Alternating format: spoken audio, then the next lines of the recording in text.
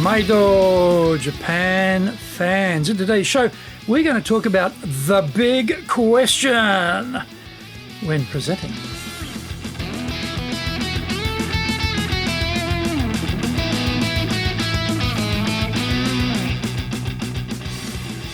Preseno Master Shimashou. This is the fourth year of the Presentation Japan Series podcast.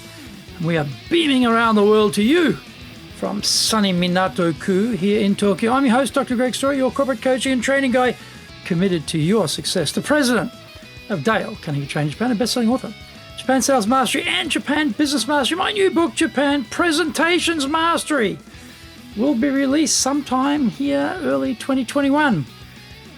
Through this podcast, I want to help you become a better speaker who is clear, confident, persuasive, and highly influential with those around you. Don't forget to subscribe and share this podcast with your family, friends, and colleagues. We are not being sponsored by Libsyn, but we value your privacy, which is why we have our podcast hosted by Libsyn and why we pay them a truckload of money.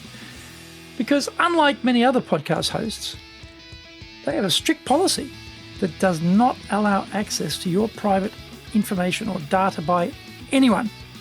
Here is our daily podcast lineup on iTunes. Mondays, the Cutting Edge Japan Business Show. Tuesday, the Presentation Japan Series. Every second Tuesday, we have the Business Tatsujin no Oshie Show. Wednesdays, the Sales Japan Series. Thursdays, the Leadership Japan Series. And every second Thursday, the Business Pro Podcast Show.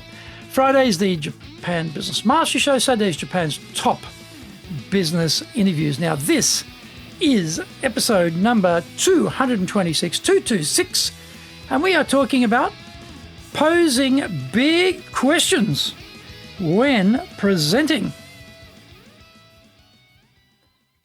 As presenters, we want to inform, persuade,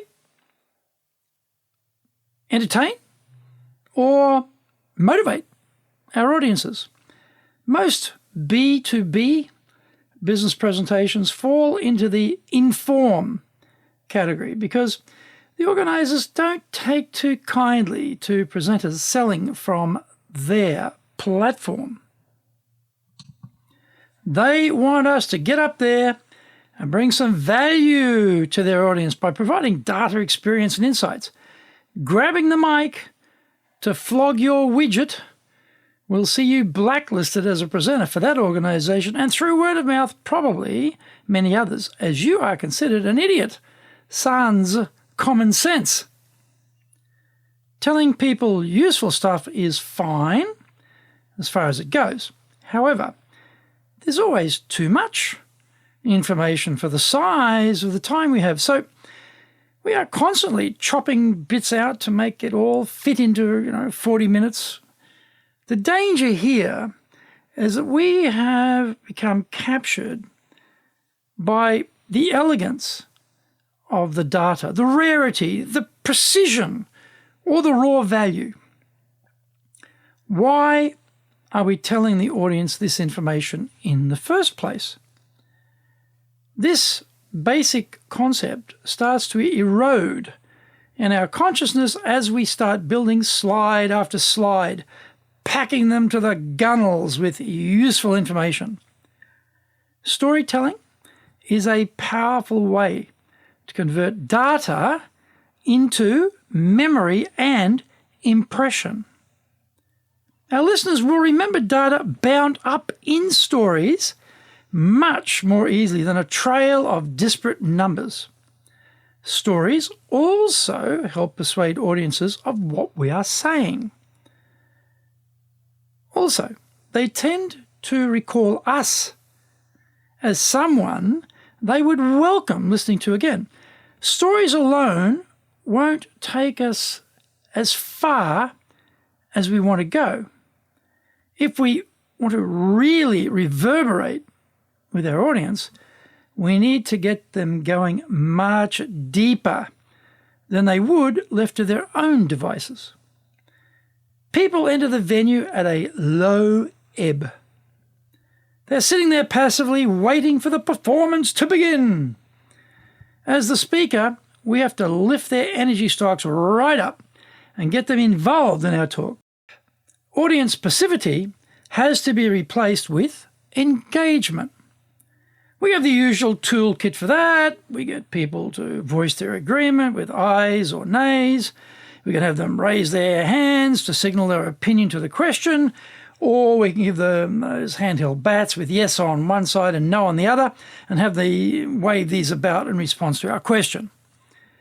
Rhetorical questions are good to get people thinking about what they believe and why they believe it. We can switch it up from rhetorical to real by calling on individuals in the crowd whom we know to speak up. I see Suzuki-san sitting there, who I know is a real expert in this area, and we have enjoyed some great debates in the past. So, Suzuki-san, how do you see this playing out from your perspective? Find out more when we come back from the break.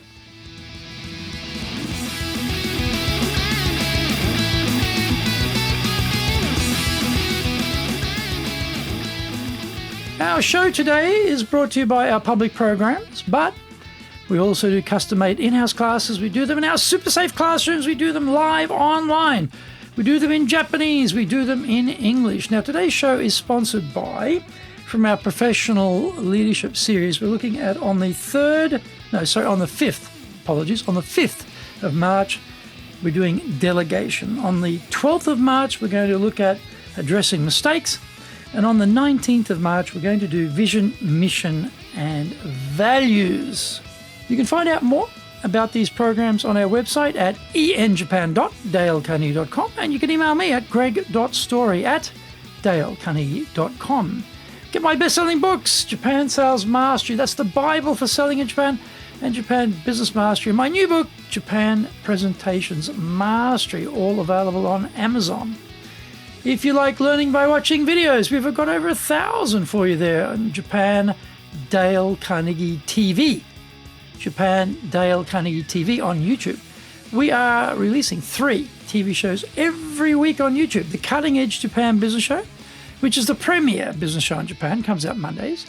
Fridays, we have the Japan Business Mastery Show, and Saturdays, we have Japan's top business interviews, where I interview leaders in Japan, all the way from SMEs to the top corporate captains of industry on one topic, leading in Japan. Every second Thursday, we release the Business Pro Television Show. And don't forget, you can email me, greg.story@dalecarnegie.com.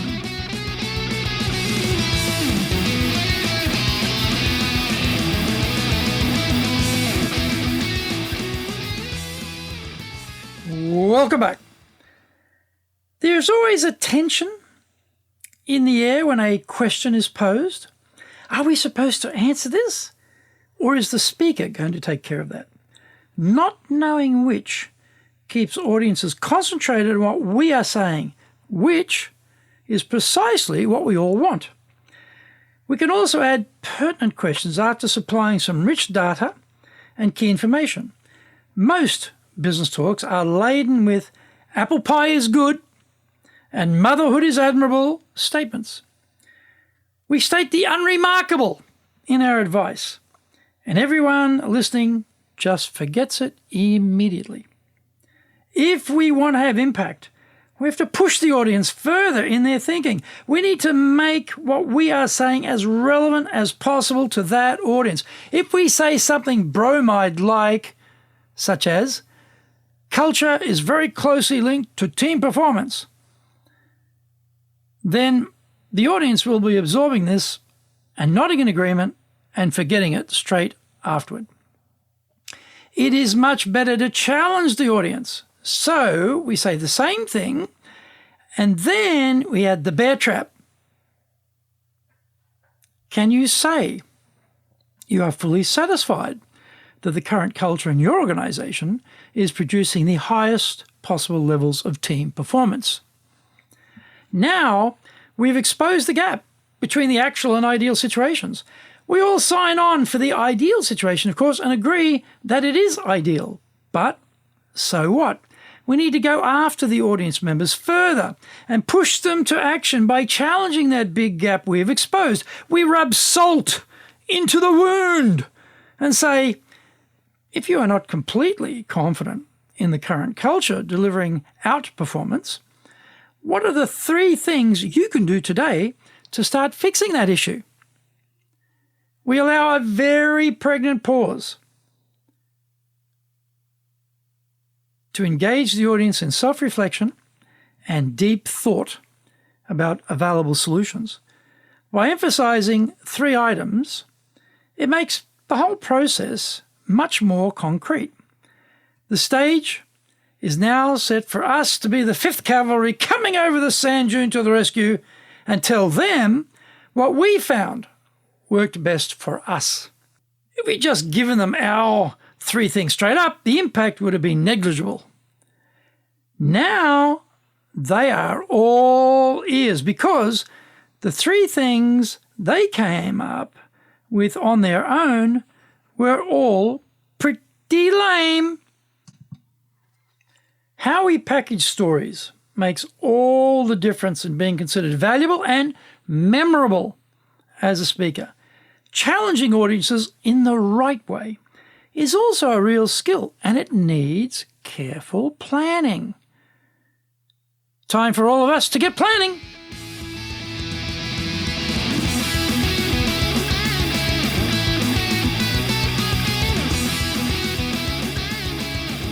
Thank you for joining the Presentation Japan series. If you got value from today's show, spread the love around and share it with your family, friends, and colleagues. Don't forget to subscribe and share this podcast. Immediately apply what you have learned today. Use it and go out there and become a presentations legend.